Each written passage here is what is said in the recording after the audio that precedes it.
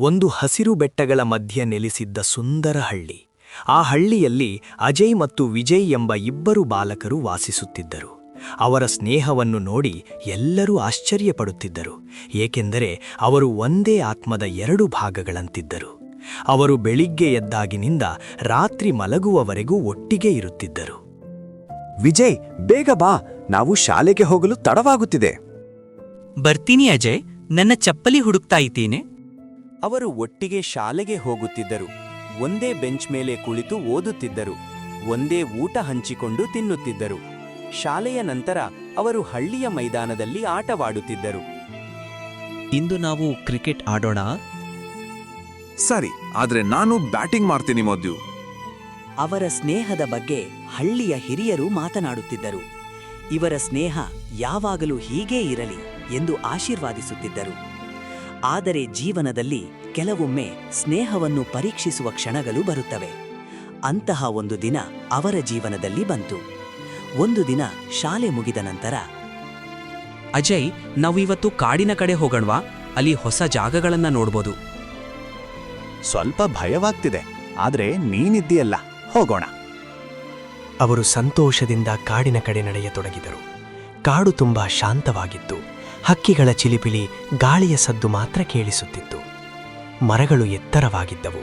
ಸೂರ್ಯನ ಬೆಳಕು ನೆಲಕ್ಕೆ ಬರುವುದೇ ಕಷ್ಟ. ವಿಜಯ್, ಇಲ್ಲಿ ಸ್ವಲ್ಪ ವಿಚಿತ್ರವಾಗಿ ಕಾಣುತ್ತಿದೆ. ಭಯಪಡಬೇಡ ಅಜಯ್, ನಾನಿದ್ದೀನಿ. ಆದರೆ ಆ ಶಾಂತತೆಯ ಮಧ್ಯೆ ಒಂದು ಭಯಾನಕ ಶಬ್ದ ಕೇಳಿಸಿತು. ಗ್ರರ್. ಅವರು ಬೆಚ್ಚಿಬಿದ್ದರು. ಮುಂದೆ ನೋಡಿದಾಗ ಒಂದು ದೊಡ್ಡ ಕರಡಿ ಅವರ ಕಡೆ ಬರುತ್ತಿತ್ತು. ಅವನ ಹೃದಯ ವೇಗವಾಗಿ ಬಡಿತ ಹೊಡೆಯುತ್ತಿತ್ತು. ಆ ಕ್ಷಣದಲ್ಲಿ ಅವನು ಒಂದು ಅಜಯ್, ಕರಡಿ, ಓಳು! ವಿಜಯ್ ತಕ್ಷಣ ಓಡಿ ಹತ್ತಿರದ ಮರದ ಮೇಲೆ ಏರಿಕೊಂಡನು. ಅವನು ತನ್ನ ಪ್ರಾಣ ಉಳಿಸಿಕೊಳ್ಳಲು ಯೋಚಿಸಿದ. ಆದರೆ ಅಜಯ್ಗೆ ಮರ ಏರುವುದು ಬರಲಿಲ್ಲ. ವಿಜಯ್, ನನಗೆ ಸಹಾಯ ಮಾಡೋ. ಆದರೆ ವಿಜಯ್ ತನ್ನ ಭಯದಲ್ಲಿ ಅಜಯ್ನ ಮಾತನ್ನು ಕೇಳಲಿಲ್ಲ. ಅಜಯ್ ಒಬ್ಬನೇ ಉಳಿದ. ಕರಡಿ ಹತ್ತಿರ ಬರುತ್ತಿತ್ತು. ಅವನ ಹೃದಯ ವೇಗವಾಗಿ ಬಡಿತ ಹೊಡೆಯುತ್ತಿತ್ತು. ಆ ಕ್ಷಣದಲ್ಲಿ ಅವನು ಒಂದು ಉಪಾಯ ಯೋಚಿಸಿದ. ನಾನು ಸತ್ತವನಂತೆ ನಟಿಸಿದರೆ ಬಹುಶಃ ಇದು ನನ್ನನ್ನು ಬಿಡಬಹುದು. ಆದ್ರೆ ಅದು ಸತ್ತವನಂತೆ ಕಂಡಿತು. ಕೊನೆಗೆ ಕರಡಿ ನಿಧಾನವಾಗಿ ಹಿಂದಿರುಗಿ ಕಾಡಿನೊಳಗೆ ಹೋಗಿಬಿಟ್ಟಿತು. ಅಜಯ್ ನಿಧಾನವಾಗಿ ಕಣ್ಣು ತೆರೆದ. ಅವನ ಪ್ರಾಣ ಉಳಿದಿತ್ತು. ಕೆಲವು ಕ್ಷಣಗಳ ನಂತರ ವಿಜಯ್ ಮರದಿಂದ ಇಳಿದು ಬಂದನು. ಅಜಯ್, ನೀನು ಚೆನ್ನಾಗಿದ್ದೀಯಾ? ಕರಡಿ ನಿನ್ನ ಕಿವಿಯಲ್ಲಿ ಏನ್ ಹೇಳಿತು? ಅಜಯ್ ನಿಧಾನವಾಗಿ ಎದ್ದು ನಿಂತ. ಅವನ ಮುಖದಲ್ಲಿ ನೋವು ಮತ್ತು ನಿರಾಶೆ ಇತ್ತು. ಕರಡಿ ನನ್ಗೊಂದು ಮುಖ್ಯ ವಿಷಯ ಹೇಳಿಕೊ. ಏನ್ ಹೇಳಿತು?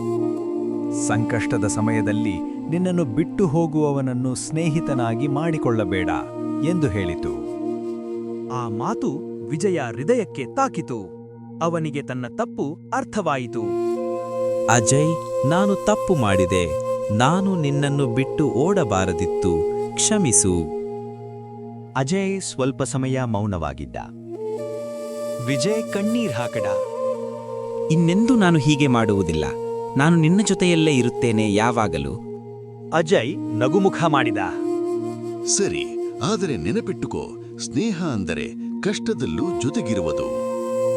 ಅವರು ಒಬ್ಬರನ್ನೊಬ್ಬರು ಅಪ್ಪಿಕೊಂಡರು. ಆ ದಿನ ಅವರ ಸ್ನೇಹ. ಹಳ್ಳಿಯ ಜನರು ಅವರನ್ನು ನೋಡಿ ಸಂತೋಷಪಟ್ಟರು.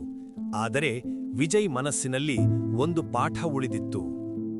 ಸ್ನೇಹ ಅಂದ್ರೆ ಕೇವಲ ಆಟವಾಡುವುದಲ್ಲ, ಅದು ಹೊಣೆಗಾರಿಕೆ. ಅಜಯ್ ಮತ್ತು ವಿಜಯ್ ಮತ್ತೆ ಒಟ್ಟಿಗೆ ಆಟವಾಡಲು, ಓದಲು ಶುರು ಮಾಡಿದರು.